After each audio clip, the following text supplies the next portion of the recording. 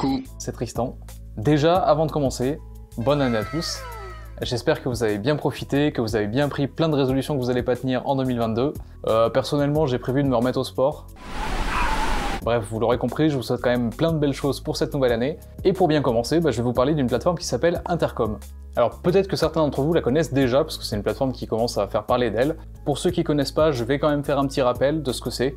Intercom, c'est avant tout une plateforme qui permet de mettre en place sur un site web un live chat, c'est-à-dire un chat en direct avec vos prospects par exemple. Donc concrètement sur votre site web, vous pouvez faire apparaître cette petite bulle de chat et ça permet à n'importe quel visiteur de pouvoir converser avec vous. Alors attention, ne vous y trompez pas, Intercom va bien plus loin que ça, c'est pas uniquement une interface de live chat. Le service propose pas mal d'autres choses comme par exemple du chatbot, la connexion avec vos applications préférées. Effectivement, le Messenger en fait peut pousser des applications que vous utilisez. Typiquement, on a fait une vidéo sur un service qui s'appelle Calendly, un service de réservation de créneaux, donc en fait qui permet aux gens de booker des rendez-vous avec vous. Typiquement, cette application-là peut être intégrée au Messenger d'Intercom. Donc en fait, Intercom peut proposer à vos prospects, aux gens qui arrivent sur votre site, de booker un créneau avec vous par exemple. Voilà, vous comprenez bien qu'il y a plusieurs cas d'application possibles avec ce live chat. Aujourd'hui, on va essentiellement faire un focus sur le côté acquisition de nouveaux clients, sur le côté engagement de vos visiteurs sur le site web, parce que c'est là, à mon sens, que vraiment l'outil Intercom brille le plus. Comme je l'ai utilisé, je peux vous dire que la plus grande force de cet outil, c'est vraiment sa simplicité, et franchement, c'est pour ça qu'on l'aime. Alors, ça vous tente? Allez, c'est parti! Alors, pour cette intégration, ce dont on va avoir besoin. Première chose, un compte sur Intercom. Alors c'est un service qui est payant bien sûr, donc il va falloir faire la démarche de vous créer un compte et prendre un abonnement chez eux, c'est le minimum. Deuxième chose, un compte sur Zapier. Zapier, c'est la plateforme qui va nous permettre de connecter Intercom avec notre CRM. Tous les leads qui vont arriver sur notre site et avec lesquels on va chatter, peut-être qu'on va avoir des informations sur eux, on va récolter leur numéro de téléphone, leur nom, leur prénom. Donc c'est des choses qu'on veut peut-être faire remonter automatiquement sur notre CRM. Et enfin, troisième chose, il nous faut un compte sur un CRM bien sûr, qui est compatible, en tout cas qui est listé avec Zapier. Aujourd'hui, moi je vais vous prendre l'exemple de celui que j'utilise au quotidien, qui est Actionnote. Ok, donc maintenant qu'on a tout ça, on va se retrouver sur l'interface Zapier, et ce qu'on va faire, c'est qu'on va créer notre Zap. Donc notre Zap, en fait, c'est notre automatisation. Ici, bien sûr, ce qu'on va devoir faire, c'est déclarer ce qu'on veut connecter. Donc nous, ce qu'on veut connecter, en tout cas l'application de départ, ça va être Intercom, parce que tout veut partir d'Intercom. En fait, à chaque fois qu'il y a une conversation qui va être créée, on veut pouvoir faire remonter le lead en question, donc les informations qu'on aura récoltées en chattant avec la personne, sur notre CRM. L'application d'arrivée, bien sûr, c'est le CRM. Donc moi, je vais prendre celui que j'utilise. Et ensuite, on va choisir les triggers, c'est-à-dire les déclencheurs. En fait, ça va être l'action qui va déclencher la création sur notre application. En l'occurrence, nous, on va faire un focus sur la création de nouveaux leads. C'est-à-dire, quand une personne va donner des informations, ou alors qu'on va en récolter, eh bien, on veut qu'une fois qu'on les récolte dans Intercom, ça vienne les pousser automatiquement dans notre CRM. Et donc, bien entendu, dans l'application d'arrivée, ce qu'on va faire, c'est qu'on va créer une société et un contact si on travaille en B2B, sinon on crée uniquement un contact. Ok, on est prêt à tester.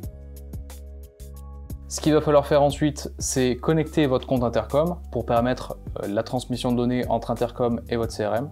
Donc là, moi, je l'ai déjà connecté, mais vous aurez juste à faire Connect New Account et suivre tout simplement les étapes. Et ensuite, on va choisir le compte sur notre CRM. Donc là, c'est pareil, il faut connecter bien sûr notre compte sur Zapier pour permettre, en tout cas, autoriser la transmission d'informations. Et une fois que c'est fait, il suffit de sélectionner le bon compte.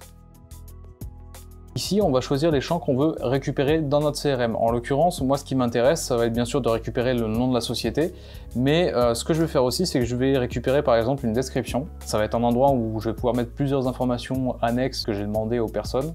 Et je vais récupérer bien sûr des informations super importantes comme le nom et le prénom, bien entendu, et le numéro de téléphone, sachant que l'email a déjà été sélectionné. Si vous avez créé des champs spécifiques dans votre CRM parce qu'il y a des infos qui sont spécifiques à votre activité, typiquement, je ne sais pas si vous vendez des chaudières par exemple, peut-être ce qui vous intéresse, ça va être de savoir quel est le modèle de chaudière que la personne avait avant. Typiquement, c'est des champs que vous pouvez rajouter dans certains CRM, en tout cas dans Actionnote c'est possible. Et si c'est le cas, pensez bien à cocher le champ Custom Field, donc c'est-à-dire champ personnalisé. Voilà, pour la démo, je ne vais pas le faire. Ok, ici on va devoir faire matcher les champs qui sont présents dans Actionnote avec les champs qui vont remonter d'Intercom. Le premier champ, c'est Company Name, c'est-à-dire le nom de société. Ici, on va mettre Company's Company, The. Ici, dans la description, c'est pas obligatoire. Moi, je l'ai coché parce que je veux mettre plusieurs informations dedans. Ça va être un peu comme un fourre-tout dans lequel je vais mettre des informations qui sont pas d'ordre générique, peut-être des informations un peu plus perso. Donc là, moi, je vais m'amuser à mettre l'UTM source. En fait, c'est la source d'où vient la personne. C'est-à-dire sur Internet, peut-être que vous faites des campagnes, si vous faites par exemple une campagne sur Google, ça peut être intéressant de savoir que les personnes remontent de Google et pas de telle campagne que vous avez faite. Moi, ça m'intéresse, donc je vais le mettre. Et je peux même mettre le nom de la campagne, du coup, si j'ai nommé mes différentes campagnes sur Google, je peux m'amuser à mettre le détail dans le descriptif. Dans Employee First Name, c'est-à-dire le nom du contact, on va juste mettre name. Alors ça paraît un peu bizarre, mais c'est simplement que Intercom considère que le nom et le prénom, c'est un seul champ. Alors que sur notre CRM, du coup, les deux sont bien différenciés, donc moi je vous conseillerais de uniquement mettre le champ, enfin de faire matcher en tout cas First Name avec name, et le deuxième, vous le laissez vide. Dans email, je pense que c'est assez évident, on va mettre le numéro de téléphone, l'email bien sûr, et dans phone number, bien sûr, on va mettre le numéro de téléphone.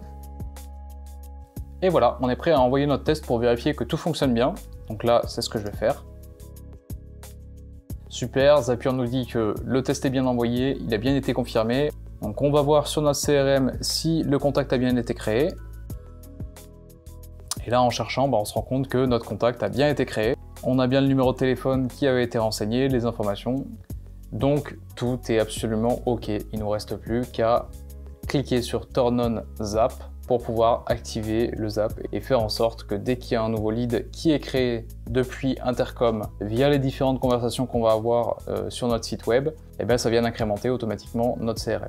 Voilà, c'est tout pour ce Zap. Vous voyez, c'est vraiment super simple. Intercom, c'est une solution que j'adore en plus, donc je suis vraiment super content de commencer l'année en vous parlant de cette solution-là.